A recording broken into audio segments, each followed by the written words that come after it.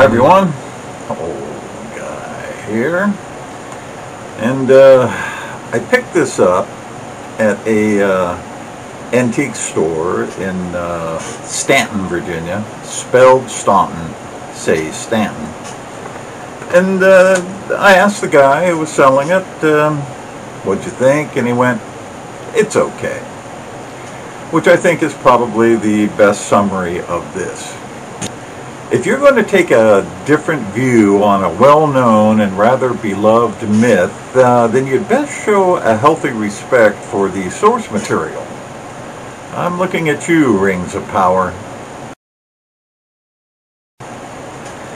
This book, of course, was all the rage when it was first published in 1983 because it retold the Arthurian legend from the perspective of the women surrounding the throne.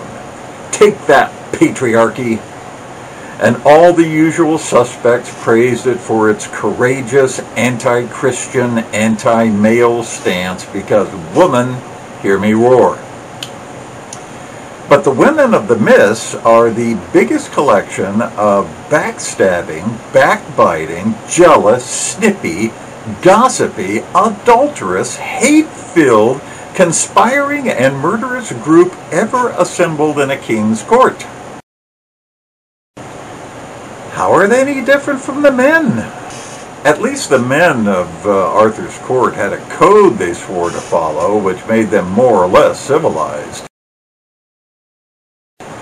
These women follow only their self-interests and consider the men a bunch of befuddled and easily dismissed irritants whose only saving grace is a strong sword arm and male genitalia, in which most of the women take delight.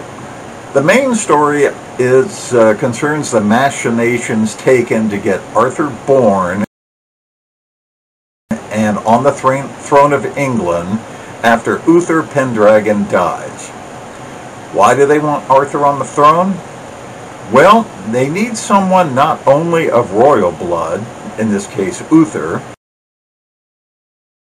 but also loyal to Avalon, where the priests and priestesses of the old religion reside.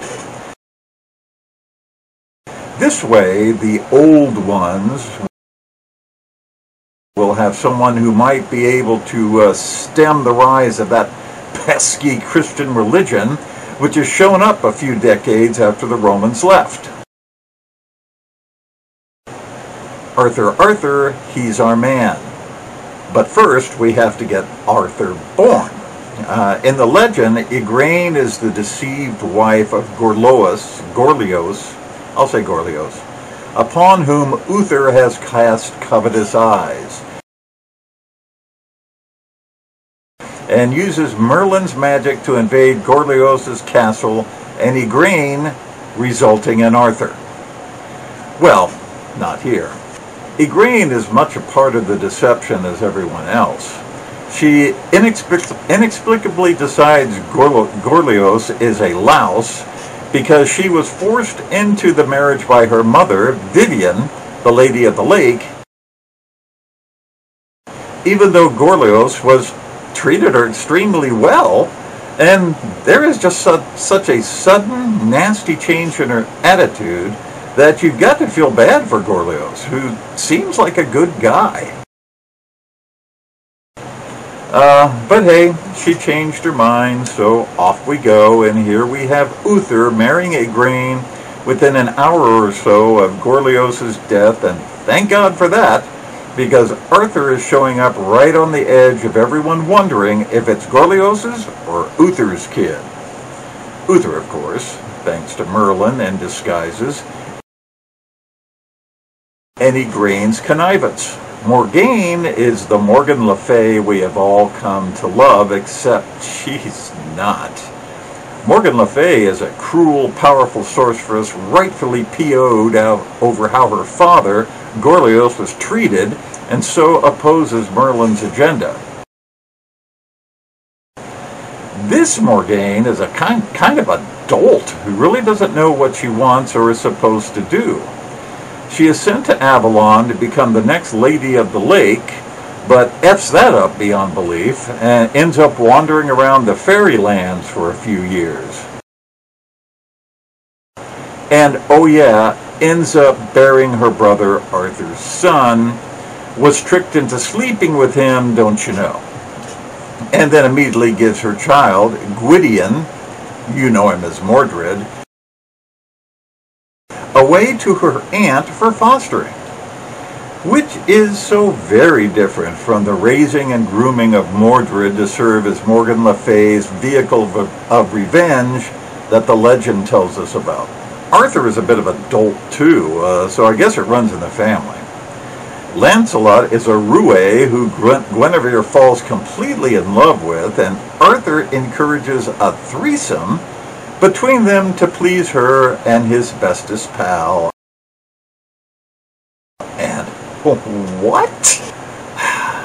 So there goes that whole Lancelot-Guinevere crisis that brings Arthur's kingdom down. What does bring Arthur's kingdom down then?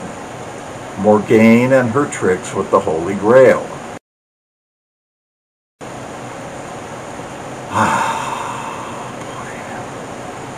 Nothing really gets started in this book until about page 400 or so. Up till then, it's snippiness and machinations and who's sleeping with who, but stick with it, because things start happening and they're actually pretty good, including a real dragon. But the magic in this is really limited. The ability to call the mists whenever someone needs to get to Avalon being about the extent of it. Merlin is more manipulator than magician. And there's some laugh-out-loud situations, like Guinevere telling everybody and their cousins about her pregnancy, but then expecting to keep it hidden from Arthur. Which she does. Like I said, dolt. The book feels very disjointed, as if Bradley started one story, set it down, and then started it somewhere else with some new ideas. It is far too long and far too tedious, and really isn't much of a better treatment of the legend that propaganda tries to tell you it is. I mean, I really liked Morgan Le Fay. She was tough. Morgane? Not so much. Old guy here. See you later.